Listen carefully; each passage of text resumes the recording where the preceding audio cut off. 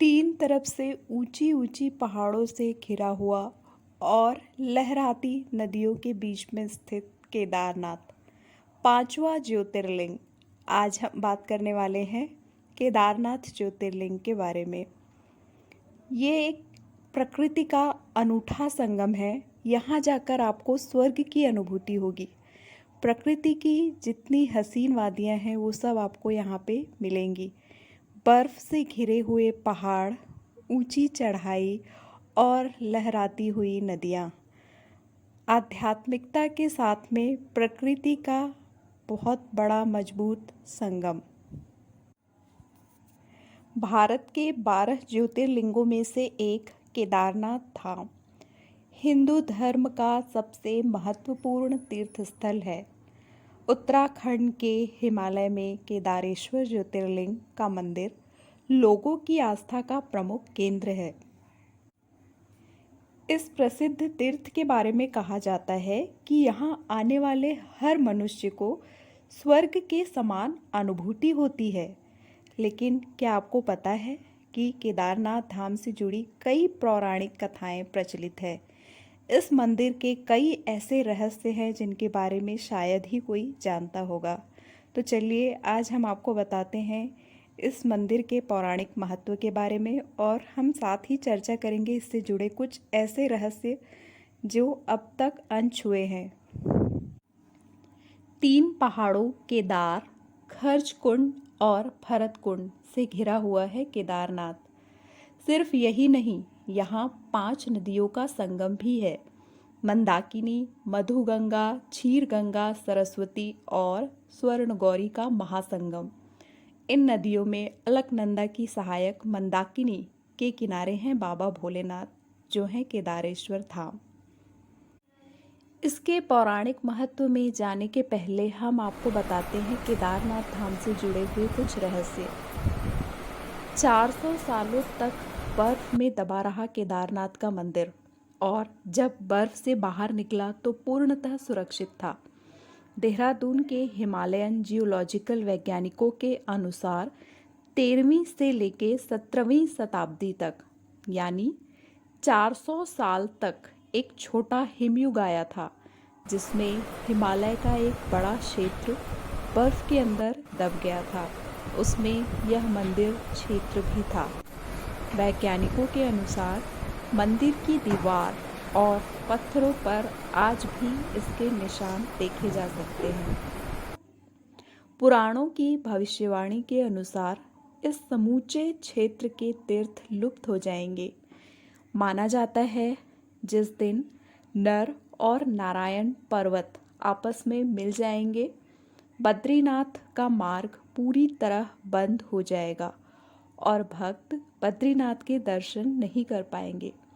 पुराणों के अनुसार वर्तमान बद्रीनाथ धाम और केदारेश्वर धाम भी लुप्त हो जाएंगे, और वर्षों बाद भविष्य में भविष्य बद्री नामक एक नए तीर्थ का उद्गम होगा। केदारेश्वर मंदिर भूरे रंग के विशाल कटवा पत्थर और मजबूत शिलाखंडों को जोड़कर बनाया गया है। मंदिर का चबूतरा 6 फुट ऊंचा है और इस पर 85 फुट ऊंचे, 187 फुट लंबे और 80 फुट चौड़े खंभे हैं। मंदिर की दीवारें 12 फुट मोटी हैं। आश्चर्य की बात तो यह है कि इतने भारी पत्थरों से मंदिर का रूप कैसे दिया गया होगा। मंदिर की छत खंभों पर रखी गई है। इसमें भी आश्चर्य है कि कैसे इतने विशालकाय मंदिर की छत खंभों पर रखी गई है। पत्थरों को एक दूसरे से जोड़ने के लिए इंटरलॉकिंग तकनीक का इस्तेमाल किया गया है। अब हम आपको बताते हैं केदारनाथ के पौराणिक महत्व के बारे में। इस मंदिर का इतिहास महाभारत काल के समय से ही माना जाता है। हालांकि इस मंदिर की स्थापना किसने की, इसे लेकर कोई स्पष्टता नहीं है, लेकिन कुछ पौराणिक कथाओं में इस मंदिर की स्थापना का वर्णन मिलता है। ऐसी मान्यता है कि जब पांडवों ने महाभारत युद्ध में अपने भाइयों की हत्या कर दी थी, तब उन्हें काफ़ी दुख पहुंचा। भातृहत्या के पाप से मुक्ति पाने के लिए पांडवों ने भगवान शिव की आराधना की, लेकिन पांडवों से नाराज भगवान शिव उन्हें दर्शन नहीं देना चाहते थे, जिस कारण वह केदार में जाकर बस गए।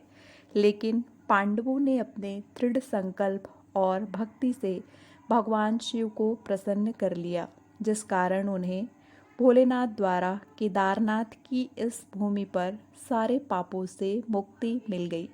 कहा जाता है तभी से वहाँ इस मंदिर की स्थापना हो गई। एक पौराणिक कथा यह भी है कि यहाँ पर महातपस्वी नर और नारायण ऋषियों द्वारा तपस्या की गई थी, जिन ऋषियों को भगवान विष्णु का अवतार कहा जाता है।